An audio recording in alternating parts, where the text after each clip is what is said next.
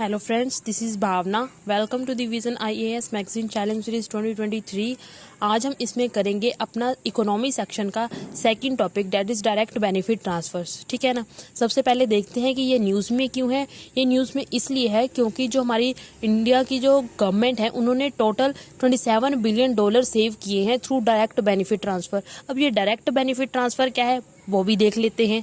ठीक है ना. और किस तरह से जो इतनी सेविंग्स हुई है वो कैसे हुई है वो भी फिर देखेंगे. ठीक है ना.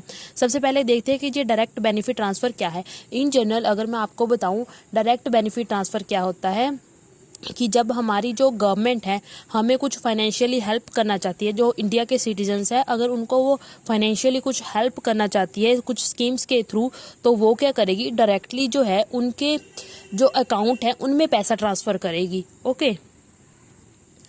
इससे पहले क्या होता था, पहले जो पैसा जाता था फाइनेंशियली हेल्प तो पहले भी करती थी, लेकिन जो पहले जो पैसा ट्रांसफ़र होता था वो डायरेक्ट नहीं होता था अकाउंट्स में, उसमें कुछ लेवल्स होते थे. ठीक है ना. जैसे सबसे पहले है जो गवर्नमेंट से पैसा जाएगा, उसके बाद कुछ बीच में इंटरमीडियरीज होंगे लाइक पोस्ट ऑफिस या कुछ फाइनेंशियल इंस्टीट्यूशंस. ठीक है ना. उनके पास पैसा जाएगा. उसके बाद बेनिफिशियरी की जो वेरिफिकेशन है उसको किया जाएगा. फिर वेरिफिकेशन होने के बाद बेनिफिशियरी की उसके बाद जो पेमेंट प्रोसेस है उसको फर्दर स्टार्ट किया जाएगा. उसके बाद लास्ट में जो है डिस्ट्रीब्यूशन की जाएगी. इस तरह यहाँ पे तीन चार स्टेप्स है जिसके बाद जो है जो पैसा जो है पर्टिकुलर बेनिफिशियरी को पहुंचता था. लेकिन डायरेक्ट बेनिफिट ट्रांसफर से क्या होगा, डायरेक्ट जो है उसके अकाउंट में पैसा जाएगा. ठीक है ना. यहाँ पर जो है वेरिफिकेशन वगैरह ये सब वाला प्रोसेस जो बीच में 3-4 लेवल है वो अब नहीं होंगे. ठीक है ना. समझ आ गया. चलो अब देखते हैं इसमें क्या लिखा हुआ है. डायरेक्ट बेनिफिट ट्रांसफ़र को लॉन्च किया गया था 2013 में टू ट्रांसफ़र गवर्नमेंट बेनिफिट. इसमें क्या क्यों किया था ये वाला लॉन्च, क्योंकि वो ट्रांसफ़र करना चाहते थे government benefit directly into the citizens Aadhaar seeded bank account for targeted delivery of the benefits. ठीक है ना. समझ आ गया. मतलब कि डायरेक्टली उनके खाते में पैसा जाना है और जो अकाउंट है उसमें प्रेफरिंग ये की गई है कि वो जो अकाउंट है वो आधार से लिंक हो. ठीक है ना. ये मैंडेटरी नहीं है लेकिन प्रेफर्ड किया जाता है कि आधार से लिंक हो जो हमारा अकाउंट है. ठीक है ना. ताकि जो बेनिफिट है वो सीधा बेनिफिशियरी के पास पहुंचा जा सके. उसके बाद DBT has expanded from mayor 24 schemes in 43 district. Starting में जब ये लॉन्च हुआ था उस टाइम पर 43 डिस्ट्रिक्ट्स में जो डायरेक्ट बेनिफिट ट्रांसफ़र है उसके थ्रू जो है फाइनेंशियल हेल्प दी गई थी. ठीक है ना. टोटल 24 स्कीम्स थी जहां पर हमने फाइनेंशियल हेल्प देनी थी. ठीक है ना. और जो इसमें टोटल डिस्ट्रिक्ट थी वो 43 डिस्ट्रिक्ट थी जहां पर financial help through direct benefit transfer करनी थी. ठीक है ना. उसके बाद धीरे धीरे जो है ये जो एरिया है इसका एक्सपेंड होता गया. अब टुडे 2022 में देखा गया 2000 जो है स्टेट्स की स्कीम है वो उसमें जो पैसा ट्रांसफ़र हो रहा है वो डीबीटी के थ्रू ही हो रहा है. ओके. उसके बाद है Aadhaar is not mandatory in DBT scheme. वही कि आधार जो है मैंडेटरी नहीं है लेकिन उसको प्रेफर्ड किया जाता है. ठीक है ना. Since Aadhaar provide unique identity and is useful in targeting the intended beneficiary, it is preferred. ये प्रेफर किया जाता है. And beneficiaries are encourage to have Aadhaar. और जो बेनिफिशियरीज है उनको इनकरेज किया जाता है कि हाँ आपके पास आधार तो होना ही चाहिए और आधार कार्ड हो आपके पास और वो भी बैंक अकाउंट के साथ लिंक हो. ओके. उसके बाद इम्प्लीमेंटेशन जो है किसके द्वारा की गई, एक डीबीटी मिशन चलाया गया. जो डीबीटी मिशन था वो प्लानिंग कमीशन के अंडर चलाया गया था. ठीक है ना. प्लानिंग कमीशन ही थी जो कि इसकी देखरेख करती थी कि किस तरह जो है इम्प्लीमेंट किया जाएगा जो हमारा डीबीटी प्रोग्राम है उसको. ठीक है ना. उसके बाद जो है ये मिशन उसको ट्रांसफ़र कर दिया गया किसके पास, डिपार्टमेंट ऑफ एक्सपेंडिचर के पास 2013 में. ठीक है ना. उसके बाद इसने भी 2015 तक फंक्शन किया. उसके बाद अब जो है ये फिर से ट्रांसफ़र किया गया था. अब जो है इससे रिलेटेड मैटर जो है कौन संभालता है सारा, कैबिनेट सेक्रेटरीट अंडर सेक्रेटरी. 2015 के बाद यही है जो कि जिस प्रोग्राम से रिलेटेड जो सारा कारोबार है वो संभालती है. ठीक है ना. अब जो देख लेते हैं कि categories of scheme covered under the DBT, किस किस तरह के जो है जो डायरेक्ट बेनिफिट ट्रांसफ़र कवर होते हैं इस कैटेगरी के अंदर. ठीक है ना. उल्टा बोल दिया, कहना था कि अब देखते हैं कि किस किस स्कीम के अंदर हम डीबीटी का यूज़ कर सकते हैं. ठीक है ना.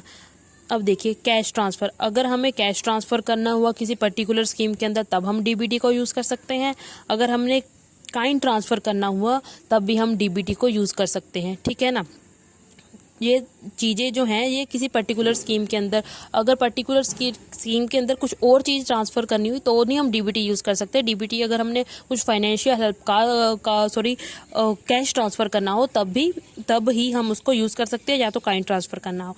कैश ट्रांसफ़र कैसे कर सकते हैं हम, ये देखिए, और किस किस जो स्कीम, कौन कौन सी स्कीम है यहाँ पर हमने कैश ट्रांसफ़र किया है डीबीटी के थ्रू, मनरेगा, ठीक है ना, पहल, NSAP एक्सेट्रा, ठीक है ना।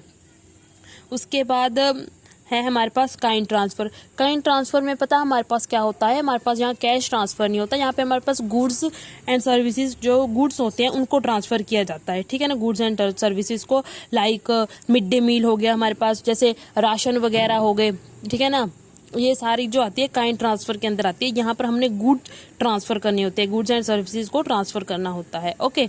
उसके बाद ऑब्जेक्टिव क्या है हमारे पास डीबीटी के, पहला ऑब्जेक्टिव है electronic transfer of benefits minimising levels involve in the benefit flow. मैंने आपको बताया था ना कि पहले जो है बहुत सारे लेवल होते थे, जैसे गवर्नमेंट के पास से फिर इंटरमीडियरीज के पास जाएगा पैसा, उसके बाद वेरिफिकेशन होगी बेनिफिशियरी की, उसके बाद पेमेंट प्रोसेस चालू होगी, उसके बाद फिर डिस्ट्रीब्यूशन होगी। कितने लेवल है, एक तरह से जो मेन ऑब्जेक्टिव था कि ये लेवल है इनको कम करना है, ठीक है ना। उसके बाद है curbing pilferage and the duplication. किसी टाइम पता क्या होता था कि एक पर्टिकुलर बंदा ही फेक आइडेंटिटी बना के अपनी 2 या 3 बार जो है बेनिफिट ले लेता था, इसको कम करना है इस जो डायरेक्ट बेनिफिट ट्रांसफ़र है इसके जरिए। रिड्यूस डिले इन पेमेंट्स, अब जो हमारे पास 4-5 लेवल थे उसके बाद जाकर जो है बेनिफिशियरी के पास पैसा आता था, अब जो है डायरेक्ट ट्रांसफ़र होगा, इसलिए जो पेमेंट है वो भी जल्दी आ जाएगी, ठीक है ना, उसमें किसी प्रकार का कोई डिले नहीं होगा। Accurate targeting of the beneficiary, इससे हम जो है एक्यूरेटली टारगेट कर सकेंगे, मतलब कि जो बेनिफिशियरी है उसी को पर्टिकुलर पैसा पहुँचाया जाएगा, ठीक है ना। उसके बाद है हमारे पास what are the significance of DBT, direct benefit transfer का क्या सिग्निफिकेंस है। एक और बात, दिस जो टॉपिक है, this topic is very important because पहले भी ये पूछा जा चुका है मेंस में, आई थिंक, ठीक है ना, इसलिए इसको छोड़ना बिल्कुल ही व्यर्थ है, ठीक है ना, मतलब इसको छोड़ ही नहीं सकते। उसके बाद हमारे पास सिग्निफिकेंस क्या है डीबीटी का, सबसे पहले है efficient transfer of government benefits. जो गवर्नमेंट के बेनिफिट्स हैं, मतलब गवर्नमेंट की जो स्कीम्स है वो आसानी से अब जो है इंडिविजुअल सिटीजन है जो उसके तक पहुंच रही है, ठीक है, डायरेक्ट बेनिफिट ट्रांसफ़र से, क्योंकि पैसा डायरेक्ट ट्रांसफ़र हो रहा है, ठीक है ना, अब जो है डायरेक्टली पहुँच रही है बेनिफिशियरी के पास, ठीक है ना, पहली बात तो ये।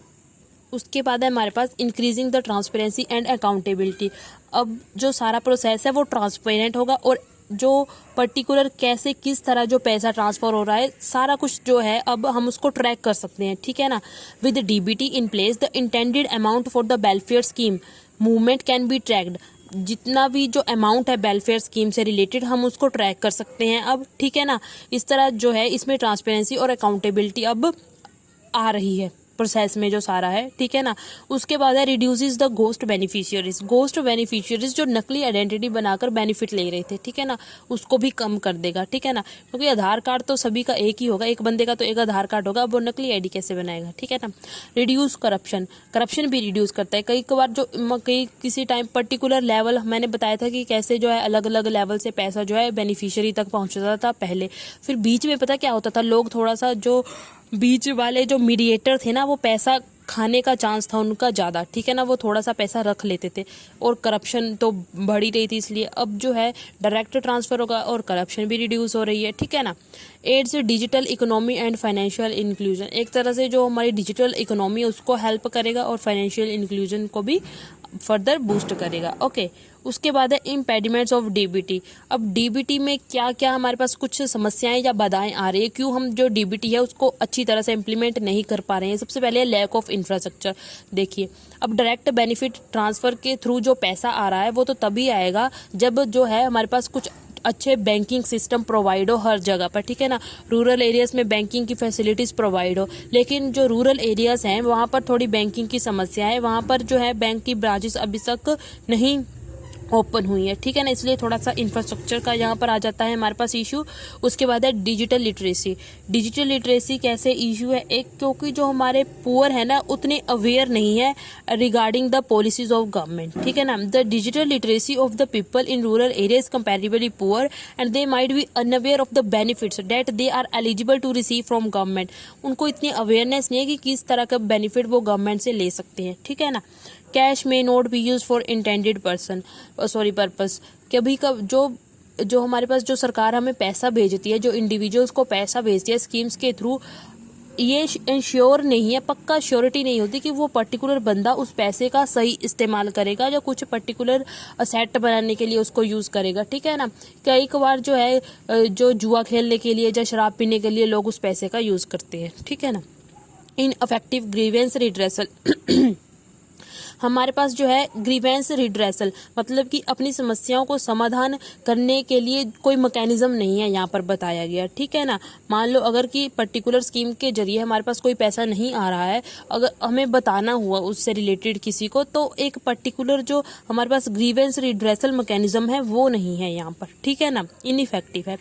प्रॉफिटियरिंग बाय बैंक्स, कई बार पता क्या होता है, जो बैंक्स होते हैं, मान लो किसी व्यक्ति ने जनधन खाता खुलवाया, ठीक है ना, तो बैंक क्या करते हैं उस जनधन खाते पर थोड़ी फी रख लेते हैं कि आपको अगर यहाँ से पैसा निकलवाना है तो आपको इतने अमाउंट ऑफ फी चार्ज करनी पड़ेगी, ठीक है ना, आपको इतनी फी देनी पड़ेगी तभी आप यहाँ से जो है वो क्या निकाल सकते हो पैसा, ठीक है ना। इस तरह जो कभी कभार बैंक भी है वो अपने लोभ और लालच में आ जाते हैं।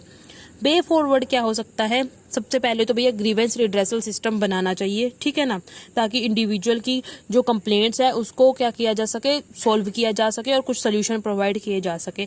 इंक्रीजिंग द डिजिटल लिटरेसी, लोगों को अवेयर किया जाए अबाउट द गवर्नमेंट स्कीम्स ताकि वो अच्छे तरीके से बेनिफिट ले सके। इम्प्रूविंग द इंफ्रास्ट्रक्चर, हमें जो है बैंकिंग फैसिलिटीज को रूरल एरियाज तक प्रोवाइड करनी चाहिए, ठीक है ना, ताकि जो है वो भी बेनिफिट ले पाए गवर्नमेंट की स्कीमों का।